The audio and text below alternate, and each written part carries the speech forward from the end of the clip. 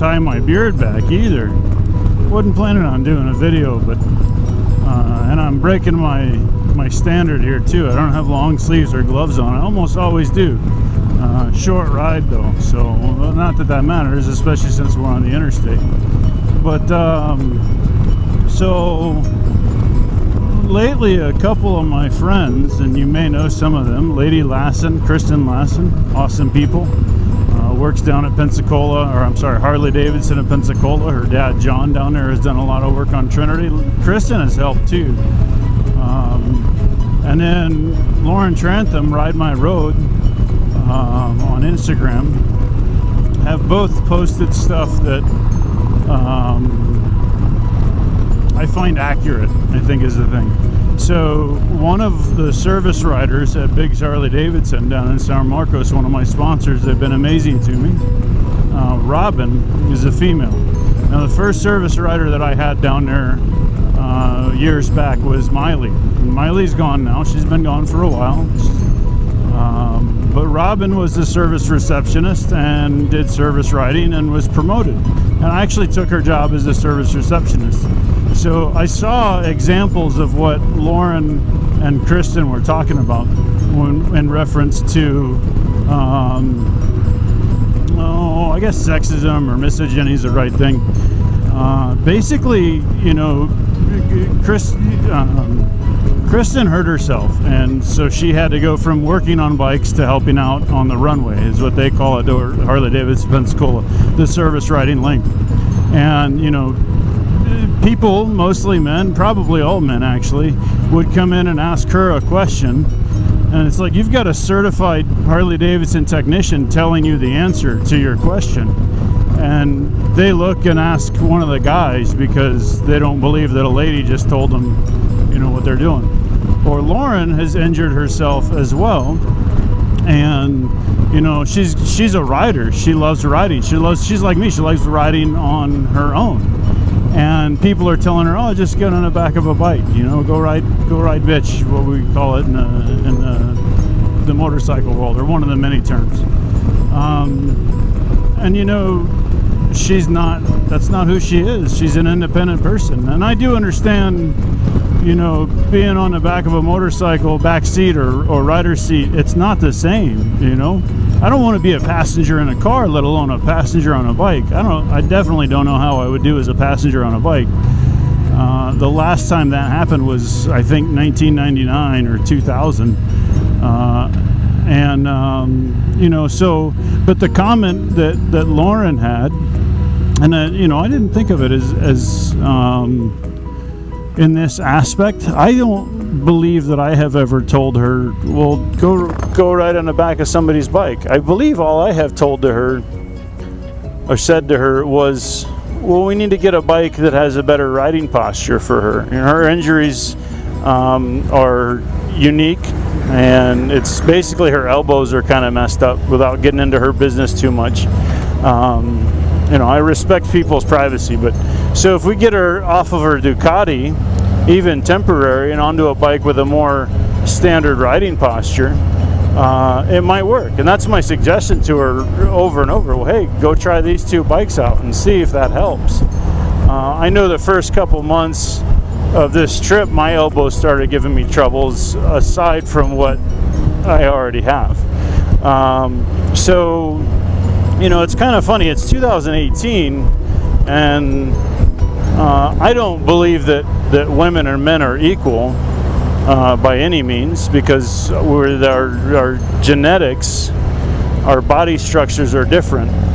But I know that 90-some% of what I can do, your average woman out there can do just as well, or, you know, maybe even better. And I know that 90-some% of what they can do, I can do, you know, maybe just as well or even better.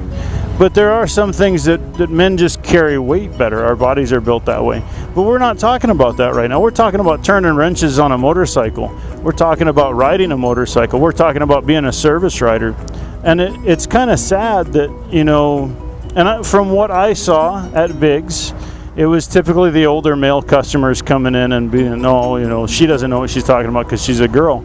A funny instance is somebody asked Robin, I still laugh about this, you know, quite frequently actually. Somebody asked Robin a question. I don't even remember what it was. It was really there's no such thing as a stupid question, but this question was kind of absurd. But the gentleman didn't know, so he asked, and it was something simple that your average motorcycle should know. I just can't remember what it was. And the guy looked at her, asked the question, she started to answer. He's like, you know what, never mind. And he steps next to her, and she's writing his paperwork up for his bike. He steps right next to her and asks one of the other gentlemen who had just started as a service rider, you know, the same question. And he looked at Robin and asked her, and she gave the legitimate, perfect textbook answer as to this gentleman's question. I think it was something to do with the security system or something like that. And you know, the guy kind of and stepped back in front of her, and he realized he screwed up. And from that point on, you know, over the next few months, you know, this gentleman came in quite regularly for a couple of bikes. He would go straight to her and had no problems, you know. I understand a simple mistake. I do. Like, I get it. Like, you know, we assume as humans, we're not supposed to assume, we're not supposed to judge. We're supposed to be loving. And he assumed and judged because she was a female that she wouldn't know the answer to his question. And so he asked a male, you know. And Kristen's been talking about similar situations lately.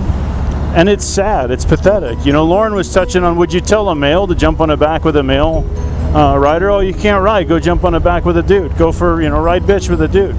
You know, and in the United States, we kind of have this, you know, no nut to butt kind of thing. And, you know, two dudes on a bike, oh, it's gay. You know, I've had dudes on the back of my bike. A couple of them, actually. My Y-Glide, that one was a little weird. Going down the road on my Y-Glide, I'm in a far left lane in Southern California. There's 3 lanes going straight and 2 lanes that turn into exit-only lanes. And I look over, and this young gentleman on an old Ironhead, sporty chopper, all of a sudden just looks right and whips over to the shoulder. You know, he didn't have lights, let alone hazard lights. He barely had a headlight. Pretty cool looking chopper. So I look and I can safely make it over. So I safely made it over, pulled in right behind him on my Y-Glide, and was like, hey dude, what's the deal? What's up? Oh, I ran out of gas, you know. And we can see from here to that green exit sign right down there that there's a gas station. I mean, this is the way I go from Biggs Harley Davidson to home on a, you know, 5 days a week and more. And so I know there's 2 or 3 gas stations right down there. I'm like, all right, you know what, you know, do you want me to bring you gas or what do you want to do? He's like, can we just bro ride down there? I was like, cool. Not my preferred thing, because again, we have this persona in the United States that 2 dudes on a motorcycle is gay or whatever. Go to the rest of the world. Now, you won't always see the safest of things happen in the rest of the world on a motorcycle. I've seen entire families of 5 or 6 or 7 people on the back of a bike. You know, but you'll have 2 dudes in Japan constantly. 2 dudes on a moped, on a scooter, on a motorcycle, all the time. They'll have their helmet kind of sitting on their head. It's 3 sizes too big, not even strapped. The dude on the back's just holding on with his legs, and he's texting away, smoking a cigarette, but that's normal. It's okay over there, you know. But we've got this persona that, oh, that's bad. So, hey, I ask myself sometimes, you know, and I tried to think pretty hard. Did I ever tell Lauren to jump on the back? I think one time while she was down doing the fast ride, I kind of suggested, you know, because I keep calling my Road King, you know, she'll say, hey, oh, this or that, and it's impressive that you ride that far. I'm like, you know, I'm on a road sofa. You know, and she's like, oh, I've never been on one. And I said, oh, I have to change that. And I don't even know if I meant that like, oh, you can jump on the back with me or we can get you a bike to ride. She's, you know, she's a pretty small framed lady. I think she'd still be more than capable of handling a full-size touring bike as long as her body was up for it that day. But I don't think I've ever suggested to her, well, ride on the back. I think I have. I know I have to other people. I would go to Kristen Lassen in a heartbeat. I know a good bit about being a mechanic, lefty loosey, righty tighty. 99.9% of the time. And in 2 miles, use the second from the right lane to take exit 47B for US 75 north toward McKinney. And having worked on all 3 of my Harley Davidsons, I know a little bit more than the average person does about working on their Harleys. And having worked in the service riding side, I wasn't actually a service rider. I was technically the receptionist or the air traffic controller. Some people get mad because I'm a dude working as a receptionist, which is another thing that, people see this 6 foot in my boots. I'm 6'5", or my other boots, 6'5", at the time 220 pounds. Now I'm like 200 with a big old beard. And I tell them I'm the receptionist, and they're like, you got a chick's job. Okay. I still, between my retirement, my disability, and my money, the hourly rate that I made at the dealership, all my bills are paid, all my toys are paid for and upgraded and taken care of, and I still have money to go play around. And most importantly, I'm smiling while I'm at work. So I don't care if I have what you consider a chick job or a receptionist. It's one of those things that don't attach labels, don't attach, the social, step outside of the social norm. Just because I'm a dude doesn't mean I can't be a receptionist. There's a lot of people you could ask, and maybe my boss would disagree, my former boss. I don't know.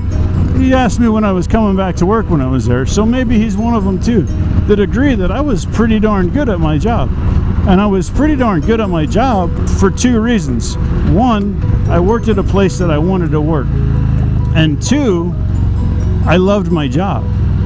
I loved having a job, but I loved my job. There's a million different jobs I could go out there and get because of my qualifications and certifications through the Marine Corps. And in the end, I was doing what I was happy doing. So, okay, make fun of the male nurse. I've done it. I'm not going to sit here and say I haven't. But at the same point, I give them those rib jabs, and then I turn around and I thank them, because I don't care who you are. As long as you're good at your job and you're doing your job to your best of your ability, it doesn't matter if you have a penis or a vagina. In 800 feet, use the second from the right lane to take exit 47B for US 75 north toward McKinney. I turned that off so you guys didn't have to hear it. Use the second from the right lane to take exit 47B, then use the left lane to keep right at the fork. But I don't know where I'm going, so you guys are going to have to deal with that for a bit. But so, use the left lane to keep right at the fork. It's the same thing with Kristen. When if I would go to her and ask her, hey, I don't know what I'm doing here, and I've actually even done it. Hey, what do you think about this? What do you think about that? There's probably 15 or 20 Harley Davidson technicians, phone numbers in my phone I can go to and ask, and she's still one of them that I go to. And yeah, we want to keep left here, so pay attention, Grant. So that's the thing, man. Just don't. It doesn't matter who somebody is. It doesn't matter what they choose. If they're in a position and you ask them a question directly related to their position, there's probably a reason that they work there. You probably don't need. I'm supposed to go that way. You probably don't need to question what they're telling you. It's probably accurate. It's probably correct. So just keep that in mind. It's 2018, folks. Doesn't matter if it's a male or female, or these days something in between. All right. I don't understand how people can be so shallow. Racism is another thing that I just don't understand. I don't understand this lane either. This is why I don't like the city. So, but that's that. All right, folks. So don't be shallow. Okay. If you go somewhere to a place of business and you ask somebody something, or even if you're not at a place of business and you ask somebody something, and they can tell you, hey, I've got these certifications and qualifications. Turn left onto South Pearl Street. There's probably a reason, If they're just blowing smoke, then You know, that's different. But ask them, hey, how do you know In 800 this? feet, turn right onto Jackson Street. You know, how do you come to this decision? How did you process this? Where are you getting your information from? But if somebody's standing behind a counter with a name tag on it, the business I'm at, I don't care who they are. Until they give me a reason to not believe them, if they tell me something, I'm going to go with it. So it doesn't matter, like I said, male, female. All right? Think about it. Don't be shallow. You know, be loving. That's what we're supposed to do, okay? You are loved. You have Turn purpose. right onto Jackson Street. All right? You have value, more importantly. Go out there and find your purpose. Don't